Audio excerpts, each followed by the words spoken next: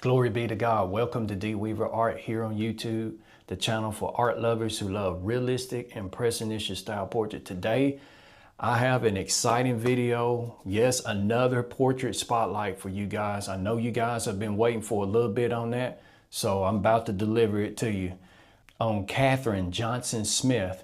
So if you're new to the D. Weaver Art channel, I urge you to subscribe. I'll be doing this interview portrait spotlight with her. Enjoy the painting after the interview, and please subscribe. Let me know what you think about the video. Well, again, you announced me, but Catherine Johnson Smith, and I am a 58-year-old empty nester. Been an empty nester for a while, but and also I'm a believer, and that's the most important thing about my life. I am a believer, and I share it, but I don't overbear it with people. And I think a lot of things about my walk. I think that's mostly what people see, my walk about me. And I remember in one of the questions you say, what is unique about you? I think the of my walk, that's a difference about me, because I've been single for a long time, but my lifestyle is rather boring. But and some people say it's rather unique because I'm not doing a lot of things that that the average person do, but I'm finding my way through this, and especially after so many years of graduating from high school in '84, and then last year graduating from Northwest Shoals Community College. That was a 40-year gap right there, and so just learning new things about myself. Yeah, great. Condition right now is sometimes right now it feels a little bit shaky. And I say shaky because my family and friends that really know me, they're used to me putting on, being such a strong person. But right now I feel a little shaky. And it's shaky I know what God can do in my life, because He's shown me that time and time again. But it's shaky because I'm going over in unfamiliar territory. I've had a sickness, and that had prolonged longer than what I was hoping was, and I was just really celebrating because I hadn't been sick in such a good period of time, and then all of a sudden the pain hit me, and I went from February the 7th till, just recently, just past Monday, had a procedure done. So that's why I say shaky, because it's so many uncertainties, but I know who God is and how He healed me and how He has healed me, and that I'm not, dealing with cancer, where I lost my oldest sister in 2014, but she went through that same process of what I was going through, and my mind would go back, but it seemed like the Holy Spirit would always calm my spirit to let me know, I'm here, I got you, and that's when I say shaky. It's been where I can admit where I wouldn't want to admit, because everybody, when I would say I'm feeling a certain way, and they would be like, no, not you, you're the strong one, auntie, I'm used, a sister, I'm used to, even as growing up, my mom would say, no, you're the solid one. But I'm the one, even as a kid, I don't want to be solid. If I want to cry, I want to cry, but I was told not to cry. So when I got to the point where I just stopped crying, and everything go inward, but it's rough. It's rough trying to be, and I can remember telling God, I do not want to be the strongest woman in the room anymore. I know I'm strong with Him, but it's just like, it made me think about when He said, my grace is sufficient for you, and in weakness we're strong. And I'm getting to the point that, okay, I'm weak right now, but I'm strong because of who He is, and it's okay. And I even was just like yesterday, I knew this was coming up, and I'm like, oh my God, I gotta, think about this, I don't want to think about it. I know I need to go forward, but Lord, how do I do it? And, and it made me think about something that Pastor Anthony said not long ago: lean on him, and I keep telling myself, lean on the Lord. It's okay to lean. It's okay. It's okay to be shaky. Okay. So, it's okay. It's okay. My childhood, I think I had a pretty good childhood, because there's some people say it was unusual to have a mother and a father in the home, but I did. I was blessed with that, to have a mother and a father, and grew up in Atlanta. And some people would say that it was an unsafe area, but I didn't feel like it was unsafe, because we was in a neighborhood where a lot of older people was there, and kids was in the neighborhood, and we played. We had to be in the house when the street lights, was getting ready to come on. It was time to go.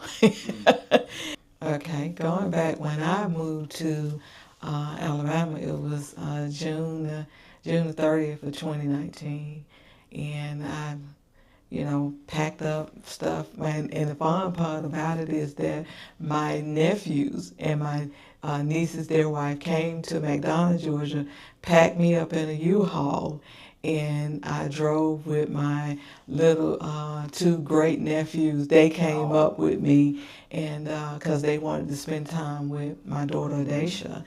And so we were in the U-Haul together. So I drove from Atlanta to here, and got here, and it was an experience. Because now, I have to be honest.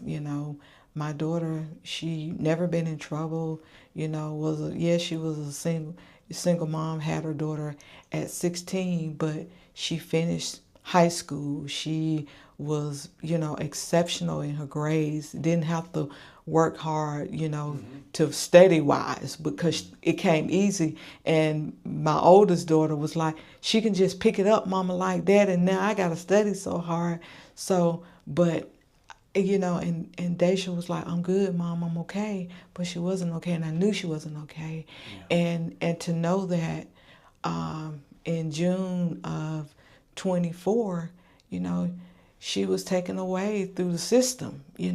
This is someone that never been in trouble, never, ever, but her environment, and even though I was always telling them, just be mindful. Birds of a feather flock together.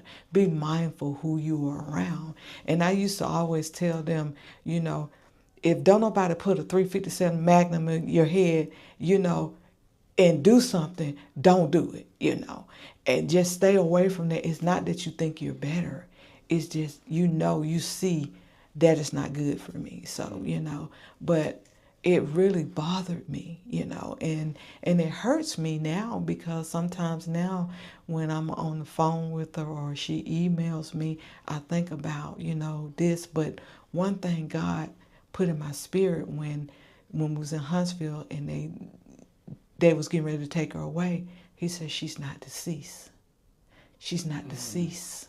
Because I've witnessed my brother Ronnie and his wife, they buried 2 sons and a grandson. And so that came in my spirit. She's not, you can talk to her, They can't talk to their 2 sons or grandson, but you still can talk to her. But to know that, she said, Mom, it took me from going to Aliceville to go to Oklahoma, where they kept me for 3 weeks. And I wanted to go see her, but they had a lockdown, so I didn't get to see her, And then now she's in Lexington, and to know that, I got sick, so I couldn't even go see her now, And I'm recuperating, but but she said, Mom, God took me on this journey where. And somebody asked me, why you act like you're so happy? She said, I'm not happy. She said, I have joy. The joy God gave me. Yeah. She said, I have joy because even though I'm in here, my relationship would not be what it is if I wasn't here. So, she said, and one of the ladies was upset in the kitchen, and was saying, why you always seem like you just got this happiness? She said, because I'm not washing these dishes for an inmate, or because of the people are here watching over us. I'm washing these dishes because God is watching me. And he's giving me a joy that I'm doing this for him. She said, Mom, that changed everybody in the kitchen attitude. She said, because I was truly a Daisha out here making money and doing this, doing people hair, and I'm thinking I'm not making enough money. That's why I turned to do drugs, to do this and do that, and not thinking about the people's life I'm affecting. But now in here, I'm thinking about everybody's life I have affected and people I'm affecting now. So, and I told her, it's something that you use the word joy, because I have that. The joy of the Lord is my strength. I said, and that's by my nightstand. I said, because you chose joy, and the world can't give it to you and the world can't take it away. So that's where I am now on this journey. People that know me know that, it's been, and one thing I even struggle with being sick, and I, from a small child, had been sickly and in and out, and, and thinking that would inadequate. I felt so inadequate, being like I have spurts in my life where I was sick and this and that, and when I seem like I'm accomplishing this, and all of a sudden this happened, or I get sick, or that will happen. And, but I always try to laugh about things, and even to the point where that voice would be like, why are you laughing? What's so funny? Don't laugh. Don't nobody want to hear you laugh, or don't nobody want to see you smile, but that's who I am. That's my superpower. I would put it like that. I felt like, at one time, like Superman, he has kryptonite, and, and now they have the movie that's out, and, but that's how I related to myself, that, if I don't check on people, or if I don't call people, and at one time I was keeping score, and I can remember feeling like, I'm not going to call, I'm not going to do this, I'm not going to do that, I'm just going to retreat and be my old, self. And I can remember someone even saying, that's not you. You didn't keep score. And I can remember getting out of bed, and I was like, nobody's called me today. I didn't hear from anyone. And I can remember getting this voice that I called the, Holy Spirit, saying, because you're keeping score, and I was like, I'm keeping score. I'm not keeping score. Yes, you're keeping score. Now you're going tit for tat. And I'm like, yeah, I've lost my superpower. I didn't care if anybody didn't call me or this and that. I'm just calling to see how you doing. Or I'm just calling and that's one thing that I can relate to, birthdays. And I can even put it with this person right here, my nephew. He died when he was 49, but I will always call and wish happy birthday. And on his 49th birthday, I called and I said, Ben, and I was like, singing happy birthday to him. And he was like, wow, he said, I'm 49, we talked about life. We just talked about getting our house in order, and we laughed. We even laughed about when we used to go to the auction with his mom, and he was so smart. This is someone that when they was in the 3rd grade, they was on a 7th grade reading level, and I can remember when he got in high school and he got a D. And I said, how does someone like you get a D? And he said, I didn't want people to know how smart I was. And he was very comedic. His name was Benny, but he would beware. And so he would try to make students laugh so he didn't want to stand out, and I've been carrying his picture with me. I've been looking at it, and I'm like, why I keep being picture, with me. And it made me think about, because he didn't go to his full potential. This is someone that, when I say very intellectual, could have easily been another Martin Luther King. He could, he could pronounce words that, 15 word, letters in it. I'm like, how do you pronounce it? And he was like, it just come easy. He could, even when we did the auction, and he would look at a buggy and he would go around and smell it, and he could tell if something was wrong. This, and I can remember someone say, this young man is an Einstein. He could just flip off. We talk about math. He could go through calculus and all of that stuff just like easy. And I'm like dealing, and that's why I was like, I wish I had been here to help me, but, God called him home. But, I look at his life because I think about how it was a part of fear of stepping out, or didn't want to be out there. And this right here today, I'm out here. I'm out here. I'm just like, as they say, I've been deconstructed, I'm exposed like you did in science class, so, but I am, and that's just a part of my life now. And so I'm trying to get where I can be more vocal, even dealing with life challenges, where I was sick and on '09, got, working for the government, doing good, and all of a sudden I get these crazy headaches, and next thing I know, I'm on a walker, and I'm like, what happened? You don't be 42 and driving and thriving and this and that, and now you're on a walker, and so that's when I learned about T-Tab, back a few years later, because there was nothing they could do to help me. And I'm like, okay, Lord, here we go again. I need your help, and I would go around with Sally Walker, and I'm like, Sally is not my friend. I'm tired of her. She's not my friend anymore, And so T-Tab, that was a vehicle that helped me. And I said, once I got better, I was going to help people, but fear came in, and I was like, who am I? I'm inadequate. How can I help someone? And I can remember the lady that created it. She said, because pain was your best teacher. She said, you were the only trainer. You learned this. You would be the only trainer that was not mobile. And I was like, okay, but I still was feeling inadequate, because I'm fast forwarding now that in my life I'm doing better, and I'm getting ready to step out and do this and do that. But I'm like, how can I help someone when I don't know this or don't know that?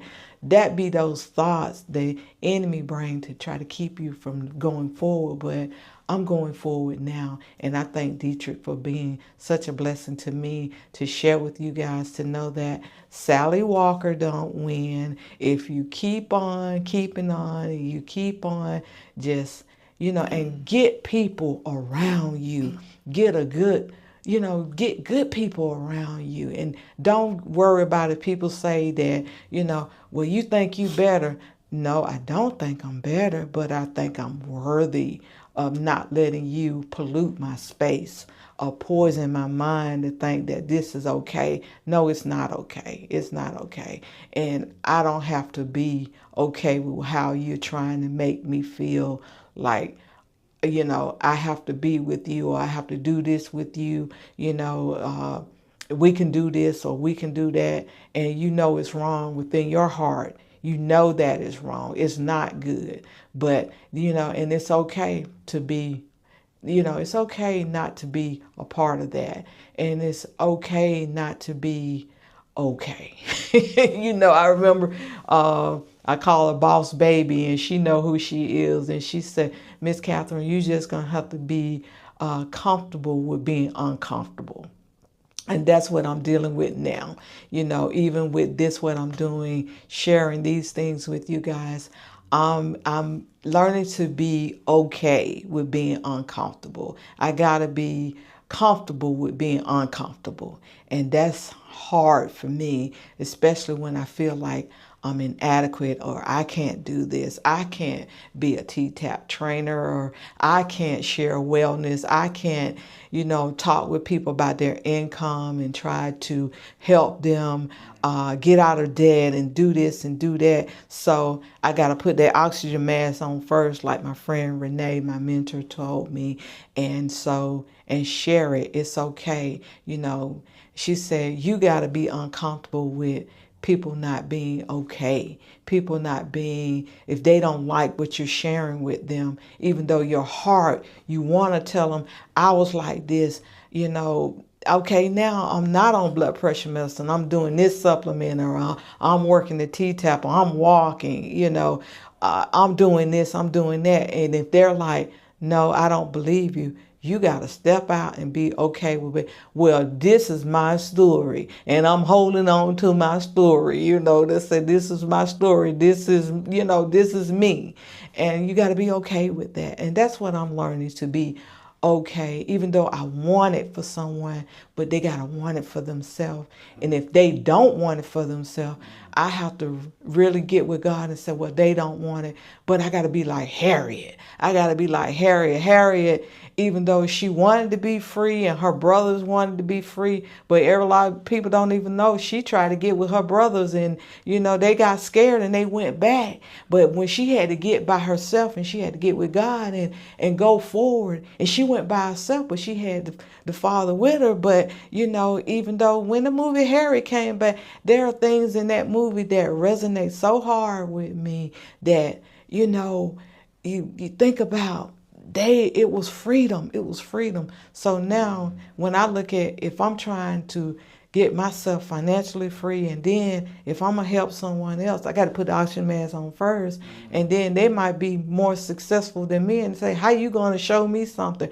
Well, this is what I do, and if you're not okay with it, okay, we're going to all be okay. That's what I have to learn through all this, that you can get a tribe. Everybody's not going to be in your tribe. And Now, did I not tell you this was going to be an awesome video? And awesome as they all are. Those portrait spotlights have been amazing. And I just want to thank Catherine for having the willingness and the courage to expose her life and share her life with you guys. I hope something that was said through her resonated with you. And listen, don't be afraid right now to step out and punch a couple of numbers on your phone or your keyboard and some information. Put down some information in that comment section. Please comment. Let me know what you think about the video. And also, by all means, please subscribe. Now, until then, God bless you. Thank you for watching, and see you next time.